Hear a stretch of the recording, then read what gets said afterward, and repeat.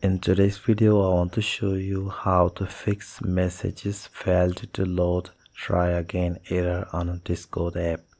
So the first thing, you have to simply open up your phone settings. Then you have to simply go to the app settings. Now here at the top you need to simply search the Discord. After that you need to simply tap on storage, then tap on clear cache and clear data. So once you do this, the error will be automatically fixed.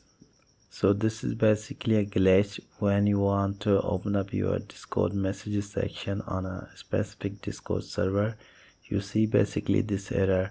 So here I just want to clear the cache and data. After that you need to simply once again open up the Discord app. So in this time you need to simply once again log in your Discord account. So now I can easily check out all the messages here, and also I can send new messages without any problem. So in this way you can easily fix this problem which recently we face on a Discord app.